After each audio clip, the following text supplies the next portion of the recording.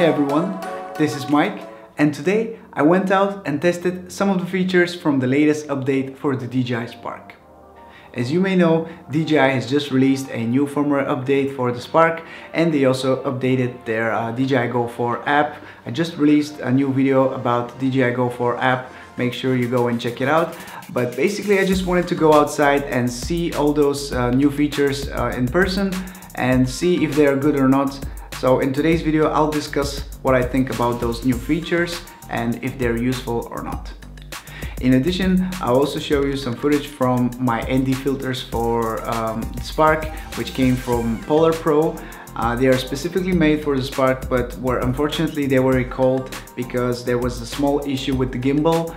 If you go full speed with the Spark and with the filters on, sometimes the camera gimbal could fall down and just point downwards to the ground. I experienced that today during my test process, so I'm really glad that PolarPro has found this issue, and actually they issued a refund to everyone that has purchased the filters from the first batch, and they promised that the second batch and the ones after that will not have this issue anymore. So without any further ado, let's go with the video. I'll show you everything that I mentioned until now. Let's go.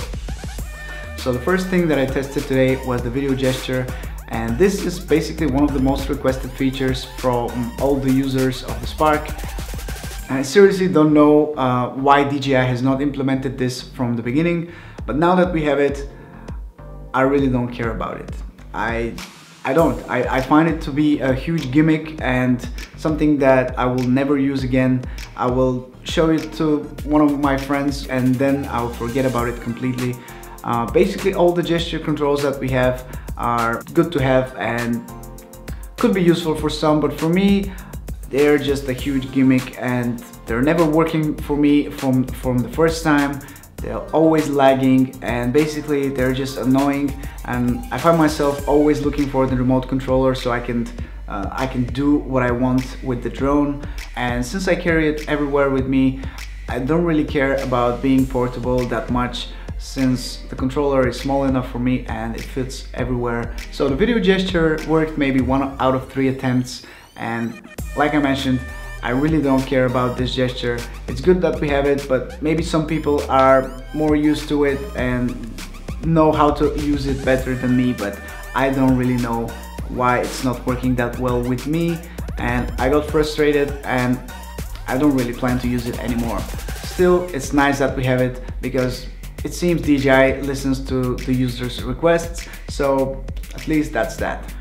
Next, I tried Helix and Drone from Quickshot mode. They work just as well as before, but now they have settings for the directions, and I should mention that Drone also flies higher and further away, while before it was not just working that well for me, but now it just takes a longer shot, so I quite like it now. Another thing that I should definitely mention is that since the update, the controller of the Spark got a lot more powerful, and now I have better connection with the drone. I also have a lot more satellites connected. I don't know if it's just me or the location that I was filming at, but I got maybe double the satellites that I usually get, so that's perfect for me.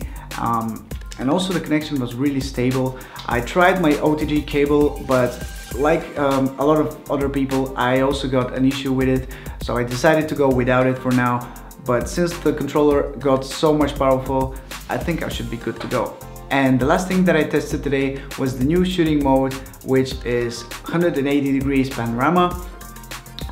So far we had just vertical or horizontal panorama, but this one takes 21 photos of the location that you have picked, and then you can stitch them automatically in Lightroom or another software that you're using. I used Lightroom and I'm really surprised by how good the actual panorama looks like. It looks very professional, well made, and I just only have one small remark, that I had a small part of the propellers showing in one of the photos. But anyway, that's very easy to fix in Photoshop. So I'll show you how the panorama looks like. And I also made another one.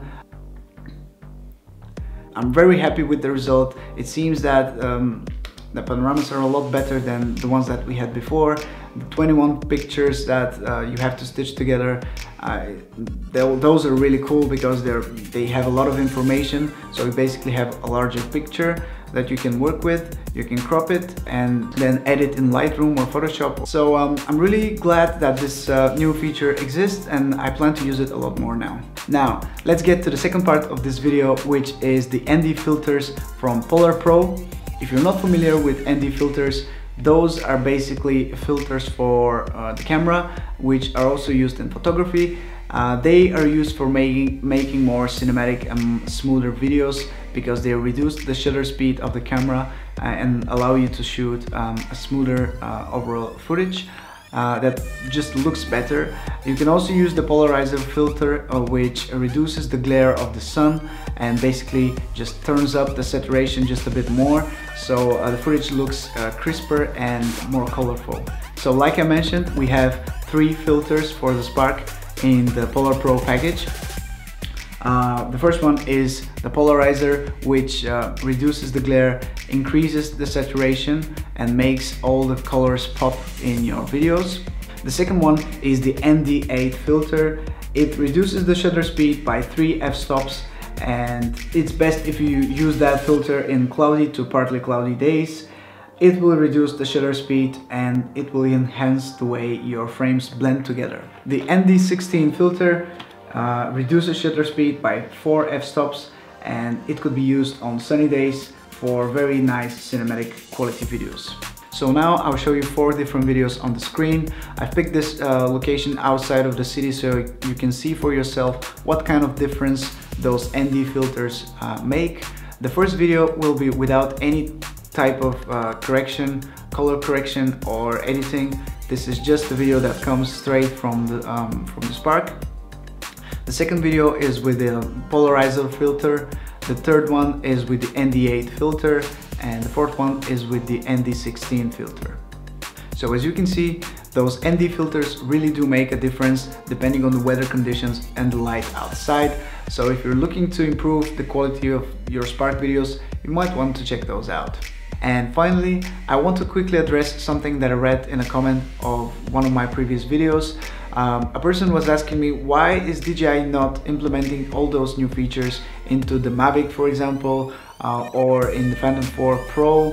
And honestly, I would also prefer all those features to be transferred to the other drones as well, as now it seems that one of the drones is not being updated as much as the other.